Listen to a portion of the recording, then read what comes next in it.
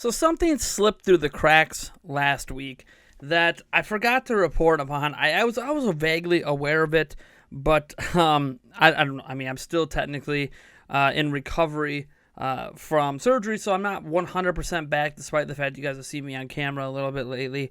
I'm getting there. But here's the thing. Splatoon 2 is being hacked to hell and back. We've talked about this in Prime News episodes, on individual videos over like the past 6 months or so. We've been talking about how bad the hacking scene is affecting Splatoon 2's online play. And it's gotten worse and worse really ever since we started talking about it. Mostly because the only way that existed at the time to combat people hacking their way to the top in Splatoon 2 was essentially the Nintendo Online app. Through the online app, you could go in and report the person that was hacking or cheating in your prior match. However, things have gotten worse because now hackers have worked their way around that, where you can't even report them anymore. That's right. There is no way currently to report hackers and cheaters in Splatoon 2. This has led to hacking and cheating becoming rampant in the game, so much so that the community itself has decided to try and do something about it, or at least one community member has, because currently there's no anti-cheat system in place. There's nothing checking stats and all this stuff on weapons and abilities when you enter a match. So people are combining different abilities with different weapons that shouldn't be possible. And simply having an online checkpoint before a match begins could easily deal with this issue. But currently Splatoon 2 has no anti-cheating measures in place. They simply have a report ability that has now been worked around, meaning we're pretty much screwed. So what the Splatoon 2 community did is a specific member of that community decided to hack their way to the top of the leaderboards for both Splat Zones, Tower Control, Rainmaker, and Clambix, all at X rank. Now, what's important here is they did this so they could try to get Nintendo's attention.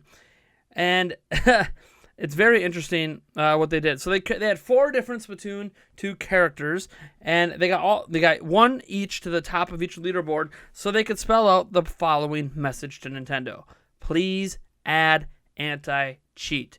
That's right. The number 1 ranked player in Splat Zone, Tower Control, Rainmaker, and Clambits, at least as of a week ago, was this guy trying to get Nintendo's attention. He even goes on to say, Nintendo, go ahead and ban my console. I don't care.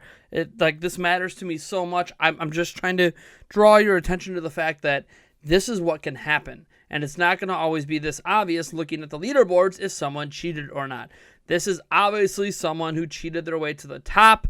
They didn't do any of the crazy cheats out there. So there is that. So thankfully, this person wasn't trying to really, really screw people. But still, they used, obviously it's a very good Splatoon player, but they did edit one little thing on each character, which gave him a small, slight advantage over everybody else. And the point was to spell out this message and hopefully grab Nintendo's attention. Now, Nintendo, it's been a week. They haven't responded at all, whether on Twitter. They haven't responded on Reddit, where this initially got posted. They haven't responded at all. So what we know is that Nintendo still hasn't done anything about cheating in Splatoon 2. Now, we know the Switch has been hackable for quite some time. There's a hardware hack on the first 20 million units that are out there. There's still a software hack for 3.0 and 4.1, I believe, also is able to be hacked. So people are cheating. They're altering weapons, they're altering gear, they're giving themselves unfair advantages. And that doesn't necessarily mean because you have an unfair advantage you're going to become, the best player. But if you are a really damn good Splatoon 2 player and you happen to have an advantage that nobody else has, you're just going to mow people down, and it's a problem. It's a problem I've experienced playing Splatoon 2 online this year, and it's a problem I'm sure many of you out there have ran into as well. All I know is this is a very clever way for someone to essentially risk an entire Switch they have just to get Nintendo's attention to deal with this issue. It would be nice at some point for Nintendo to at least acknowledge this as an issue, because Splatoon 2 is one of the biggest games on the Switch platform, inarguably. I think it's over 2.5 million as of the new sales update in Japan. It's consistently in their top 10, usually their top 5 selling games, and we know that it's probably up around 8 million units at this point, which is right around where Breath of the Wild was as a launch game. So it's an extremely popular game. Definitely at least the second most popular multiplayer-focused game, since Mario Kart 8 Deluxe, I think, was the #2 bestseller last time we looked. But it's an extremely popular game that Nintendo's not doing anything about. So I essentially wanted to make this video, despite being a week late, hoping to draw even more attention to this, and I hope other YouTubers in the future do this as well, whether they're covering this story late or they're doing an update where, based on their own experience with people and facing hacked players, especially in the upper echelons of the S and X rank, where people are going to be really, really, affected for those trying to play legit and unable to quite get to the top because of cheaters.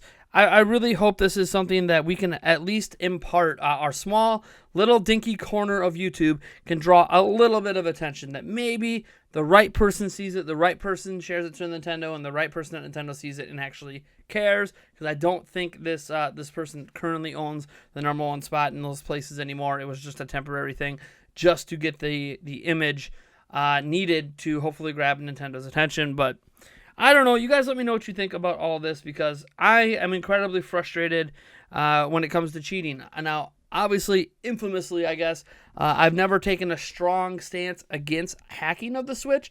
I'm not exactly a fan of it, but it's one of those things that I think it's okay if people want to modify their hardware and do different crazy things with it, add mods and games and stuff like that. But I've always been against people who modify games to give themselves advantages in online matches. Anything that involves multiplayer that can hurt someone else's experience, I don't believe that you should do that. I think it's just a moral thing at this point where you just should not be doing that.